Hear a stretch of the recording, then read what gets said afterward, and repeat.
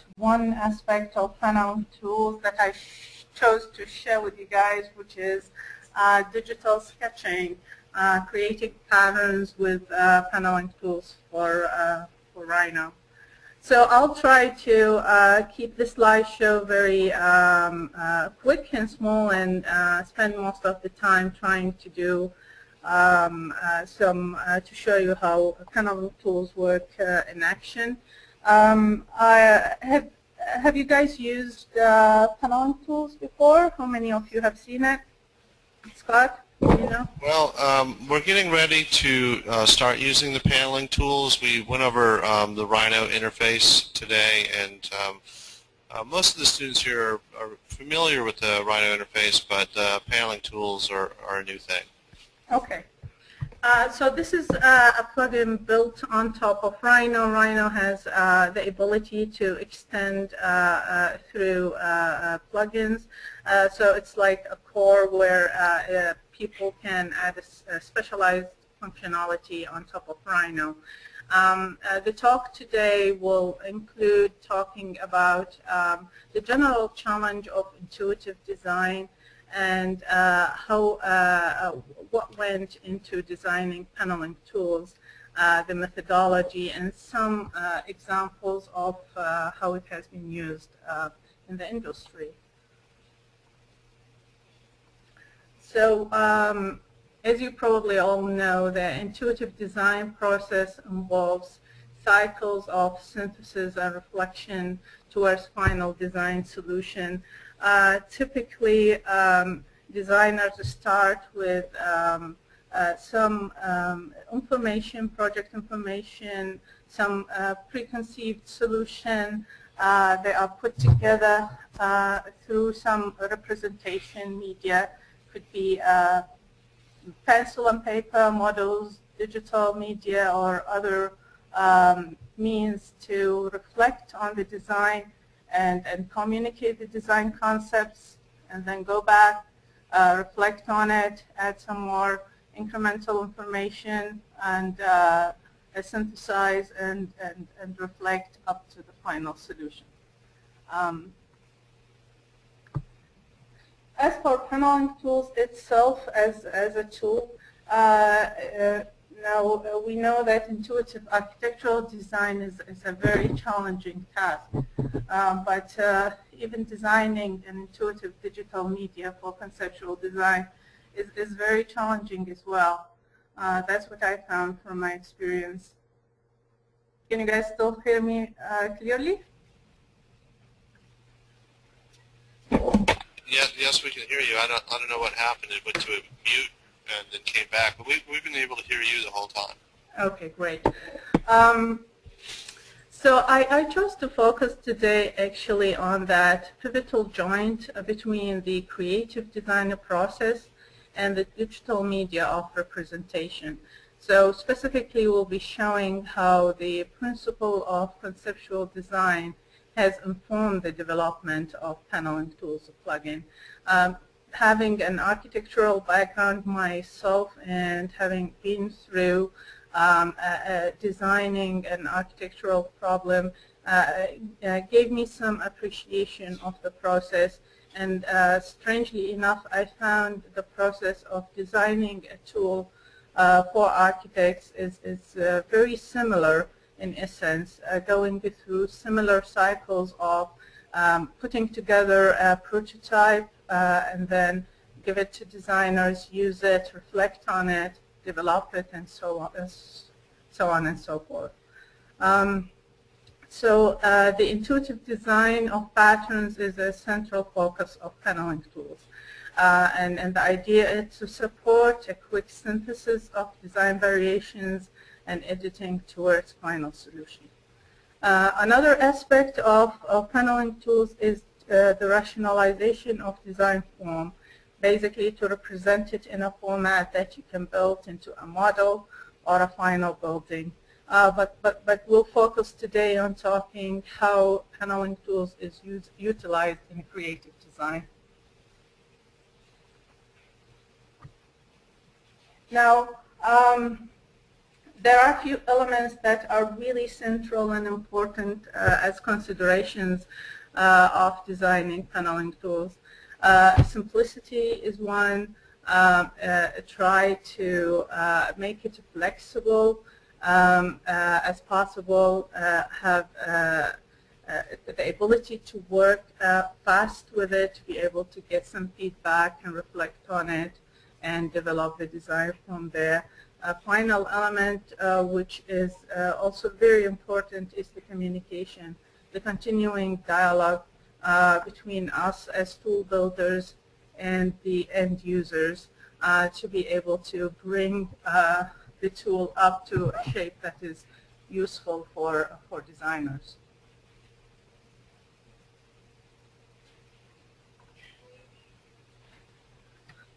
Now, the first element, which is the simplicity, as you will see shortly, that there is a two-step solution in the way you create panels with paneling tools.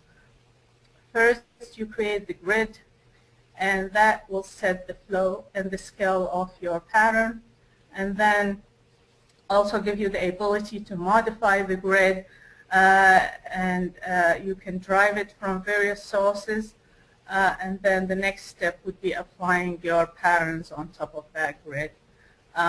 There's also a utilization of lightweight geometric components like the points, lines, meshes, to be able to see the result really quickly, and then you can refine it and generate nerves, curves, and surfaces or polysurfaces for the final solution. So the second element to designing paneling tools is the flexibility. Flexibility is a big part to support the creative design cycle. First of all, there are plenty ways to generate the grid. So you can either create your grids directly, you base it on some geometry that you already have. You can use scripts or parametric tools to generate your grids. All that give the designer the ability to use whatever source of inspiration or design solution they have at hand and towards the paneling solution.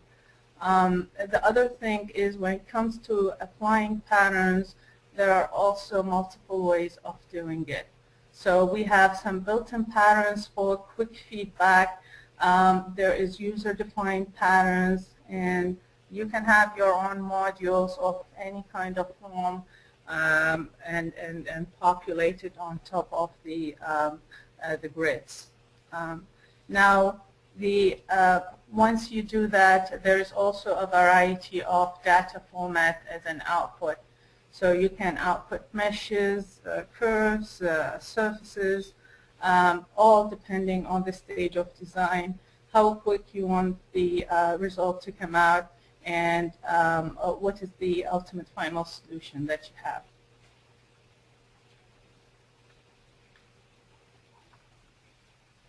So the next thing is the speed. I realized that it is important for the designer to see the final solution as quickly as possible to be able to judge it, change it, and go through iterations of change until the solution is found.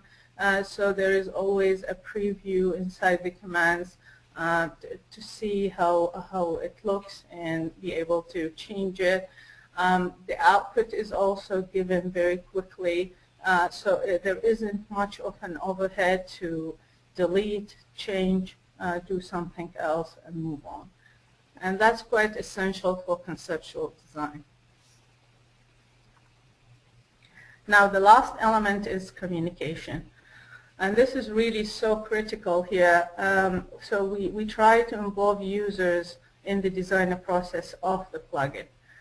We try to use that reflective model where features are developed through continuing communication with users, prototype the features as quickly as possible, sometimes same day, multiple cycles, just so that we can put the prototype in the hands of designers, have them use it, go back to us, tell us what they think, and so on. Also, we try to listen very carefully to users' feedback. Listening is not just the act of there is a request submitted, we just do it. We try to understand the motivation behind it. Why is this requested? Can it be done in a different way? Really try to understand and appreciate the process itself and implement these features in a way that would hopefully be useful for them.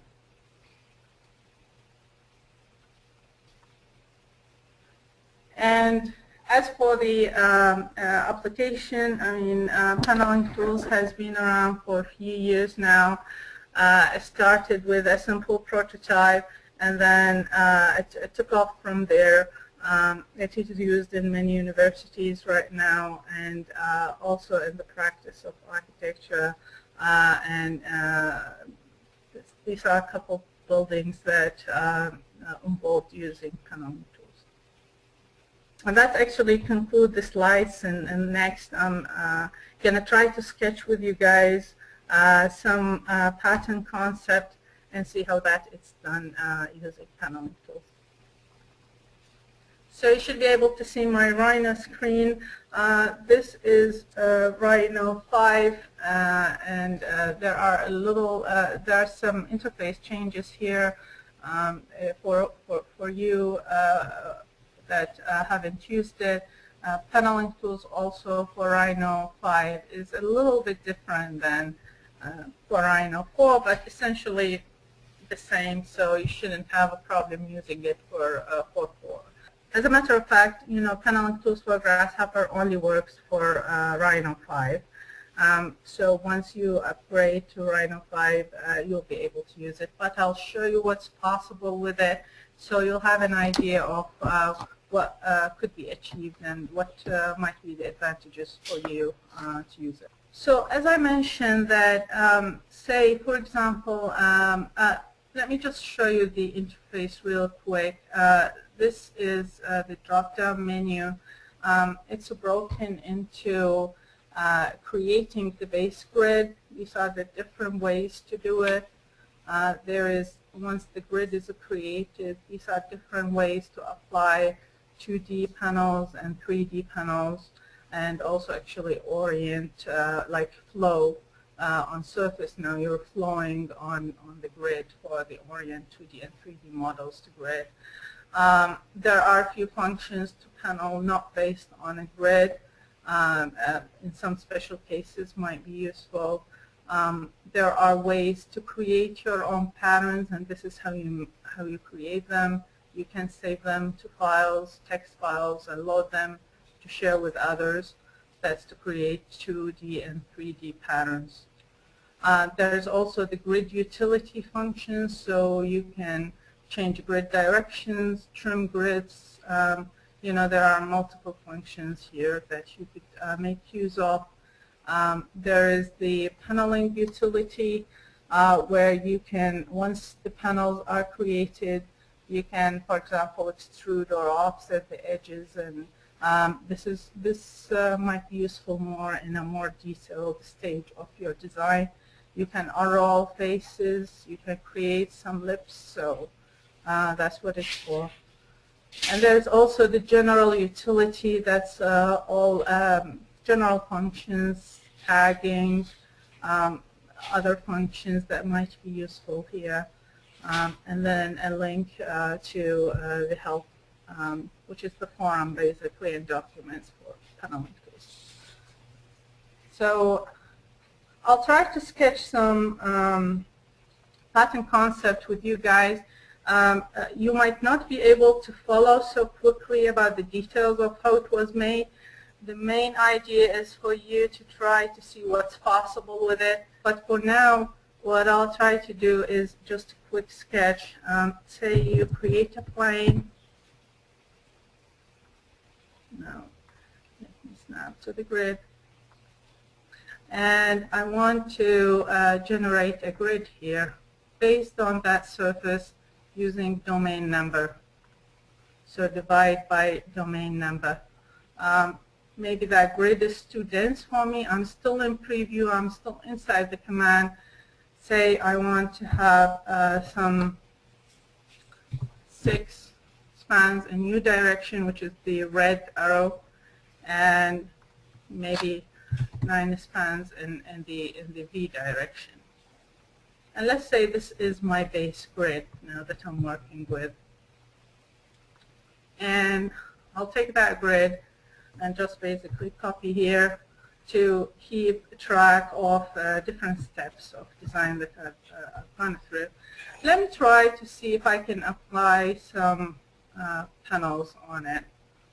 So basically connecting that grid. This is just a box, a simple paneling. There are different variations that are built inside paneling tools. Let's say I like the diamond. I want to create a die grid. I have an idea about that. So let's say that's what I want. And the output will be just simple edges for now, as I'm just examining my concept. Say that I have some design limitation here that could be functional, could be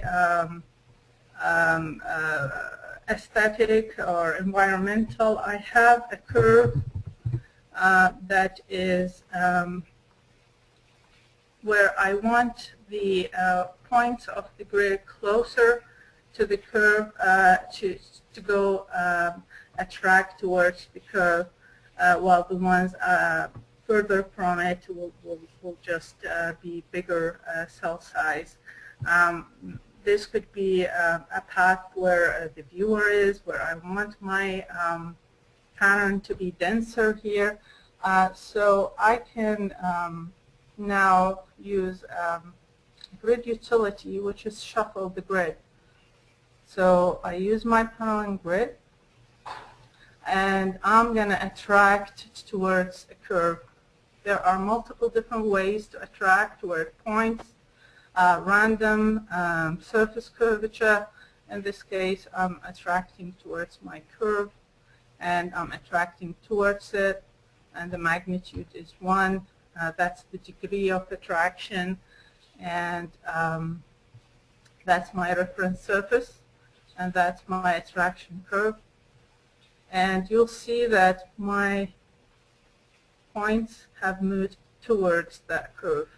Depending on the distance from it, the movement is bigger in the points closer to the curve.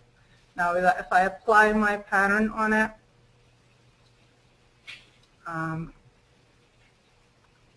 same pattern, you'll see my diamonds now, they vary in shape, in sizes basically. Let's say, you know, I'm not quite happy with the scale of these diamonds. I want to create a new variation where it's a little denser. I can delete that. So you'll see that there isn't much overhead in stepping through the concept, changing, deleting. Now I'll create my special unit module that is just basically 2 cross lines like that. And now I'll be using the custom 2D, which is I'm using a custom module to populate on my grid. And this is the grid, and I can use a surface or not. That's my custom curves, and this is how they will be repeated. You can change where they start relative to the grid and all that. You can name it, and that's how it looks like. Say I'm kind of a little happy about it, but I want to add some details to it. So here is the next variation. And let me say polyline, and I'll do that. And say how that will look if I apply it to the grid. So again, 2D, that's my grid, and these are my curves, and that's it. That's even more dense, but let's say I'm actually thinking I want that diamond to have some detail to it, and I'll go in, deleting that part, and say polyline, grid, 1, 2, 3, and like that. That curve, I'm going to delete it. I'll mirror that. And I'm just using Rhino commands, regular commands, and the geometry used in PanelingTools is just basically a Rhino standard geometry, so there isn't much to it. Say now I repeat the process again, and that's my grid, and then these are my curves, and this is how I like it to look. Now maybe I feel that this X inside is not necessary. I just go Control Z, delete these two lines, repeat the process, and there I go. That's my curves, and this is how it's going to look. Suppose that aside from having a uniform kind of unit pattern that I am applying, I want to have the thickness of that, which let me just take it to the side and do planar surface to show how it looks. Maybe that thickness, I want it also to vary relative to that curve. So maybe we'll have bigger opening or less thick in the middle and thicker framing at the end of it. So how are we going to achieve that? I'm just going to copy that and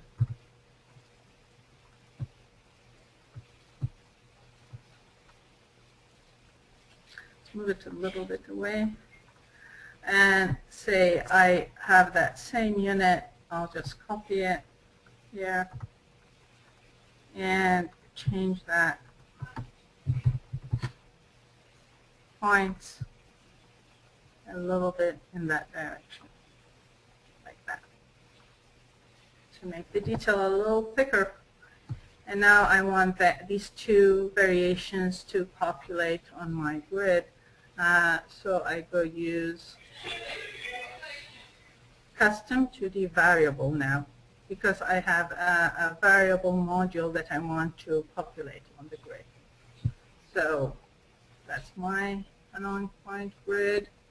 And then I have multiple ways of varying. One of them is to scale the module, rotate it, move it, use a list of patterns. In this case, I have a list of 2 modules, and distribute it also based on curve attractors here. So enter to accept the options. That's my attractor curve, and that's my first pattern, and that's my second pattern. And I don't have a third module, and now you'll see that I have actually populated these 2. The one that were further, they chose the one that has a bit thicker framing. But you see that there is a big jump between this one, which is thin, and this one, which is the thicker one. let's say I want it to be smooth, the transition. I can do that. Now, delete that. And instead of using a list for the command that I just used, the last one, I'll use mean, which will just use a gradient, all the mean variations between, or the middle variation between that starting module and ending module. So that's my grid. And now instead of a list, I'll use mean. And with the mean, you have to be careful. You should have about the same structure, geometry for the starting and the ending module. Now that's what I want. Curve tractors. Now the start pattern curves, these two curves, I'm not using any bounding geometry, so I just go enter, and that's the ending. And you'll see now the transition is much more smooth going from here to the furthest point from my pattern. Now I'll just move it to the side, to planar surface, so you get to see how it looks now. And all what we're doing now is basically 2D, populating 2D patterns. So if you are choosing a mean, which is, that will take all the possible different modules between this one, which is the start one, and this one, which is the end one, you naturally start with, use just two of them, which is the start and the end, and all the variations in between is done for you. If you have 10, 12 modules that you want to apply in a variable way to a surface, then use the list, which we used just two of them previously. So let me just do it for you, illustrate it, so you get an idea of what I mean here. So suppose I have only these three variations that I'd like to apply. I don't want all the possible ones in between them. So I want this number 1, number 2, and number 3. And I can have 10 or what have you number of modules. Now you can go and let's do it one more time, where you use that grid and then you use a list basically of components. Curve attractors. And like you see, you're prompted to select the first pattern curves. And here they are, not using any bounding object here. Second one is this one, and the third one is this one. And, oh, I messed up actually. So I'll do it one more time. So this is the points, and that's the curve. And that's pattern number 1, and that's pattern number 2, and this is pattern number 3, and now pattern number 4, and now I have only 3 variations. Ones that are closest to the curve will choose the first module, and then the next one will choose the second module, and the third group will use the third module. So yes, it's like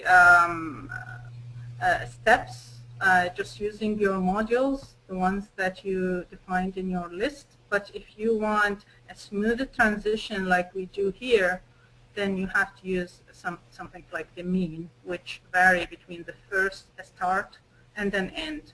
And everything in between is calculated based on the distance from that curve.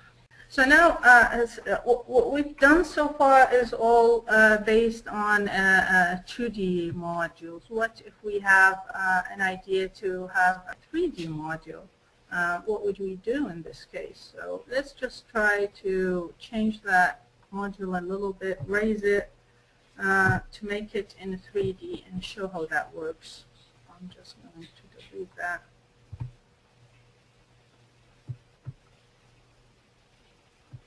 And delete those. And say that I have this as a mesh. So I'm going to create a 3D face here.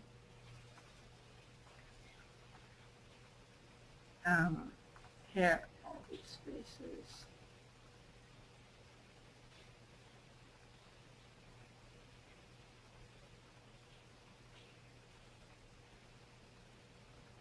So this is my mesh now, mesh faces. Let me just delete all these curves. Delete that curve, I don't need it. I just need the meshes. And now let's join these into one module. Let me select these points and raise them a little bit. So now I'm having a little bit of 3D shape here. And let me copy that.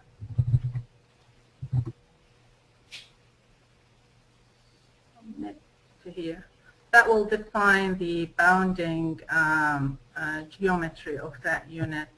Now, let me make another one so we can have a variable also gradient of these meshes. And P1, let's try to make the frame thicker. And that, and also raise the tire maybe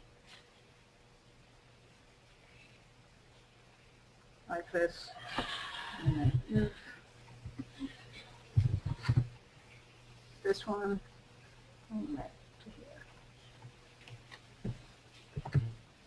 Now I have these two modules that as a start mesh and an end mesh, and I want a smooth variation between them based on this attractor curve of mine that I have in that example. So what you need to do for that or use is this. These are built-in panels, just like it was with the 2D, but it's a 3D between two bounding grids. This is some custom module, but just one module. Now, if you want to use a variation, then you've got to use this panel custom 3D variable command. That's a prompt you for a first bounding grid. And a second bounding grid, if you have one. If you don't, then you just press enter. In this case, we don't have a second one. Now you also have these options where you're going to start and shift the pattern, but you have methods, which is a list, mean surfaces, mean curves, and mean meshes, which is all the variation between the two meshes that we have. So that's the option we need to use. And the distribution method is using curve attractors. So press enter. And this is our attractor curve. That's our start mesh. And these are the objects that define the bounding box of that particular mesh. That's our end mesh. And these are the objects that define the bounding box of our end mesh. And you see it populated now on the grid that we have. Let me just move it to the side so you can see it a little better. From the side, also the height differs from the first to the end one. All just smoothly populated along the grid. Do you guys have questions so far?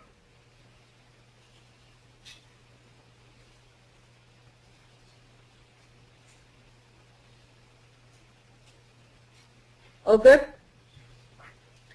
It takes some time to sink in, but you know, like I said, we're just wanting to show you what's possible here. and then you can go and try all the various options there. Okay, I'm sorry about that, Raj. I had to step out because we kind of share a studio space here, and it was getting a little bit loud in the other studio. So you asked if anyone had any questions. Does anyone have any questions? No? We're good? All right, doing good. Good? Okay, great. Now I guess we have time now to say, okay, now that I kind of sort of know, my design, and I kind of like it this way, but I'm going to start sharing it with the client, with the class, and I'm not sure about the location of this curve. I'm not sure about the density of my grid or the final shape of my surface. I want to build a parametric model of that particular design where I can quickly change the location of the curve, the density of the grid, or any elements I feel that are parametric to me, which can vary. So this is where Grasshopper comes really handy, and I have now a plug-in to Grasshopper that exports all the PanelingTools functionality into Grasshopper to be able to parametrically build your pattern or paneling design. So let me open Grasshopper here. And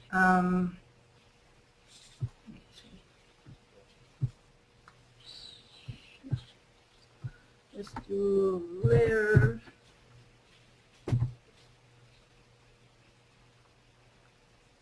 Now these are all the panelings we just created.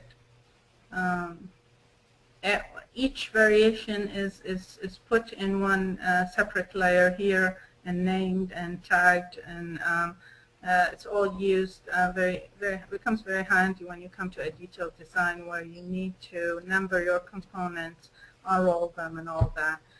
Probably will not have time to address that. I'm sure Scott will go over that with you guys. Now, recent file. So I built a little definition here for you guys for that particular design that we just done. But I will try. Scott, do you think you'd like me to build it from scratch so you see what's involved in the process? I think the students that are in the parametric modeling class have not had too much experience with the interface, so I'm not sure that we'd have the time to necessarily go through all of it in terms of building it from scratch. I think maybe just walking through the relationships and how it drives the geometry and controls it would probably be sufficient. Okay. I mean, such definition for me probably takes 5 minutes to build. For you guys, probably going to take longer trying to understand the interface. But here's, for example, let me show you what you are able to do once you build the definition. Now, these sliders define the size of my grid. So once you build it, you can change the minimum and maximum here. I can make it 20 if I want it more dense, and then I can go ahead and move it to whatever that I want to. That's U direction and the V direction here. We talked about the magnitude, which when your points get attracted towards the curve. So if you increase the magnitude, you see how your let me just put number 2 here to just exaggerate the magnitude. So see how your points are getting attracted towards the curve. And if you put it 0, then there is no attraction happening, right? Other area you can control is the size of your, the thickness of your framing in that particular pattern, but you can also make it variable if you feed in this. and you can change the minimum and the maximum here. So all that gets controlled parametrically now. These are the ones that are particular to PanelingTools, and the ones that are used in that particular definition are this one, which is define the grid. Now let me preview. So that's my grid that I initially used. Let me hide the rest of the model so you can see it step by step maybe. That's probably a good way to do it. Now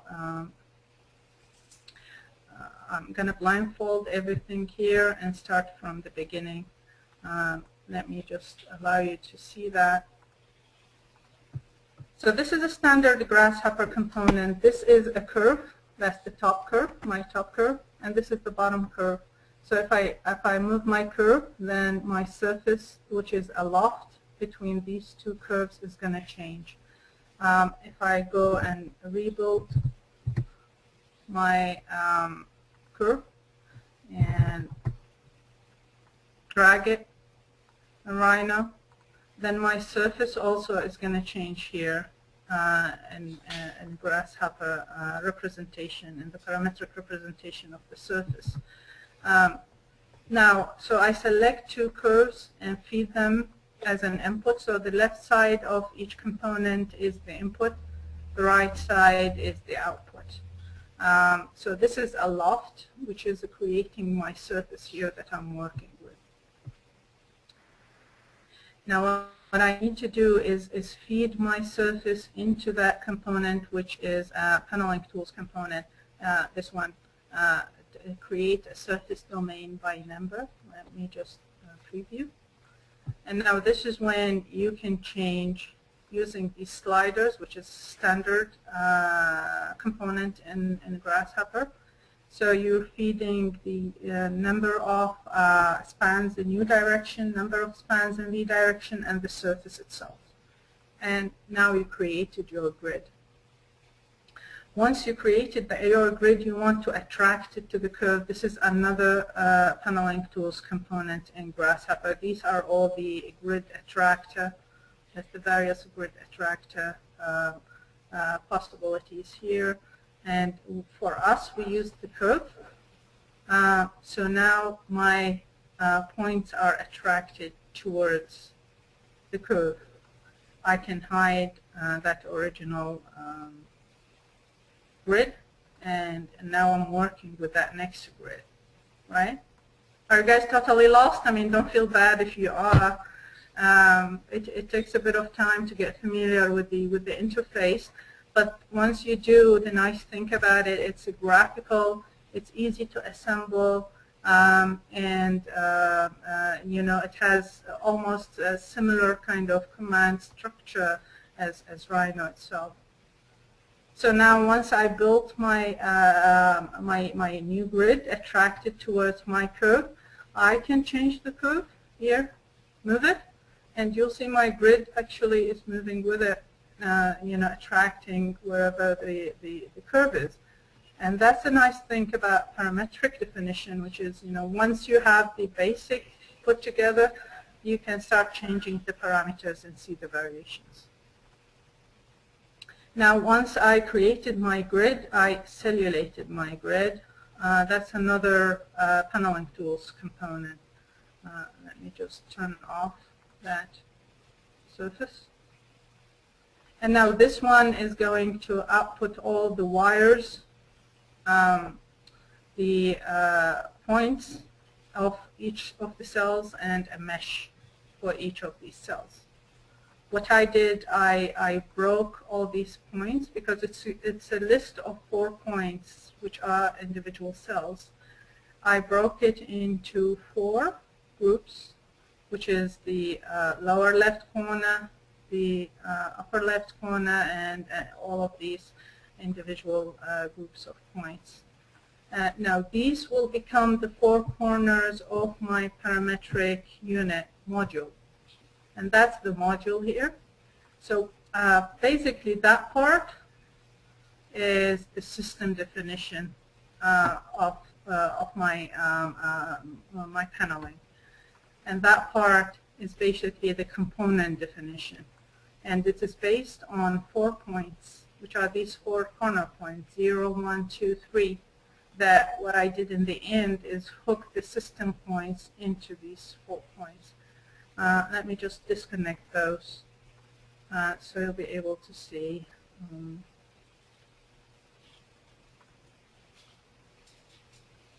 Disconnect.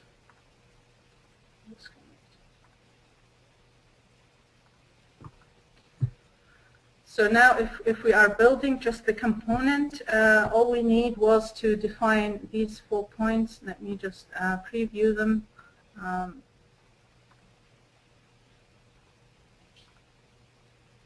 So this point is, this point could be set 1 point, which is this point. Let's see, it's a point. So that's P0. And that set 1 point to be a point, which is this one. And point 2, set 1 point to be either a coordinate or actual reference point. Here I have a reference point, so that's why I'm using the point. And set 1 point to be that one. Yeah. So these are my 4 corner points, and from them I basically defined all these intermediate points. And here you go. I'll just show it to you. Yeah. So now what's happening is that these are the polylines, the 2 polylines that are around the edge, and you can see that they change depending on the input from that slider. Once I was able to define that, which is my component, all I needed to do is just basically feed these system points into the component points. And I was able to see that done here, populated here. I don't need to view all the steps, so this is why I just hide those, basically. Blindfold them. And that's it. That's all just the standard Grasshopper components. This one is PanelingTools component, so I can feed that weights, the various weights I have created, depending on the distance from the curve, and feed it into the number and get all these variations. So it's basically a combination of both in a typical definition. In this case, I chose to be able to just define it basically from scratch, so you have a better control over what you are getting out of it. But I mean, typically you can create the list of components in Rhino, select them as a list, feed them into PanelingTools component in a Grasshopper, and use it this way. So that's another way to do it. I guess there's plenty tutorials out there to show you the introduction of the interface. This is probably a bit more involved definition, and probably not the right one to be exposed to for the first time. But the basic interface for Grasshopper is having parameters, which are, say, points, like point here, curve, and this we can reference points and curves in Rhino. So if I have a point here and have another point here, I can reference that point in Rhino, and then maybe I have another point and reference it here again. And now once I have my points, say for example I want to create a line between these points. Let's take them to a new area so you're not confused by my definition here. And yeah, probably more clear to you. Now there are a vector, there is the curve components where there is a line between 2 points, and that's a line. So the interface is, here is a component now that accepts 2 inputs, 2 parameters, A MB. Let's go to help just to show you what it's about. So that particular component, it creates a line between 2 points. A is point A, that's the start point, and B is the end point. And the output, which is L, is that's the line segment. So what we do is we feed it through these wires A and B, and the line is created there. See, if I select the component, the line turns green. If I move my points on Rhino, you see the line changing and following as you move it. So that's the basically premise of the interface, where there is always some input that is fed through these wires from other components, and you keep building on top of it. So you can move that line and create a second line, and there is a move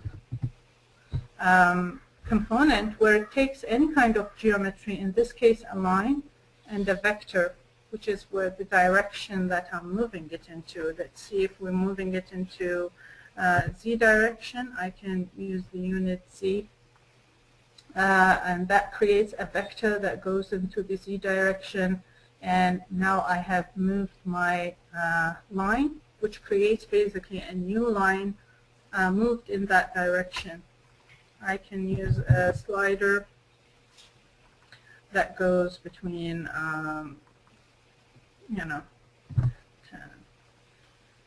feed it into that so that I can change the distance basically of that line.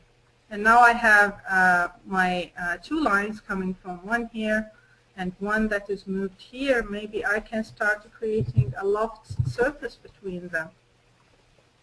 And that has an input, which is the curves here in this case. And this is the first one, and this is the second one. And that created my surface here. So that's the basic interface of how components are hooked in Grasshopper. As you go through the different ones that you have, you'll see how things flow right through. Now, if I move my original point, everything get moved, down to the lofted surface. And my 2 points basically are the 2 basic parameters, and the slider, which is the distance, is my 3rd parameter here. Does that start to make a little bit of sense here? Yes, that was a very nice explanation. And just for fun, can you plug your lofted surface back into the original definition? Sure. But that's actually how we created our original one, a lofted surface between 2 curves. But instead of using this one, I'm going to use that one now instead. So I'll have to remember to hook it to all variations. Now, once I hook it to that one, my grid now is following this. So I move my point, it follows with it, right? And where is that also hooked?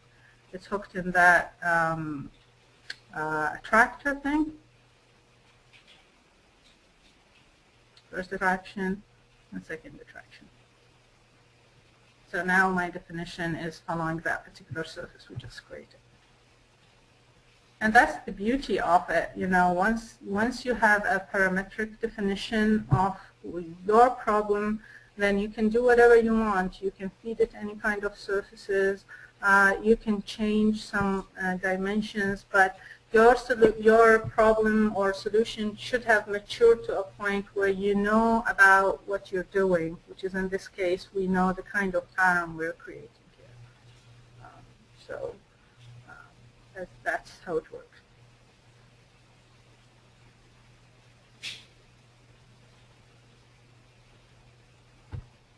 Well, unless they actually try to play with it and go through the basic tutorials, and there's plenty literature out there. There is amazing community here. Grasshopper3D.com, and there is a discussion board where so far 8,000 discussions has been posted. People constantly send their questions there, get answers within minutes, hours max. There's all these plugins on top of Grasshopper. All of these, which one of them is the PanelingTools add-on to Grasshopper, which just posted about a month ago. And these are links of, here are lots of examples, tutorials, and also now discussions, and any questions can be posted there. That's a nice place to go. Another place for V5 PanelingTools, there's V5 Rhino.3D. It's another forum. And there is the PanelingTools. And there is everything. Also, there are videos, tutorials, examples, everything you can go to there. So you make use of that community. Like I said, designing the tool, big part of it is the interaction with you guys. You tell us how you're using it, what's working, what's not working, and that's the only way we can make it more useful to you. So it has to be a two-way communication. It cannot be just us improvising and thinking what's useful to you.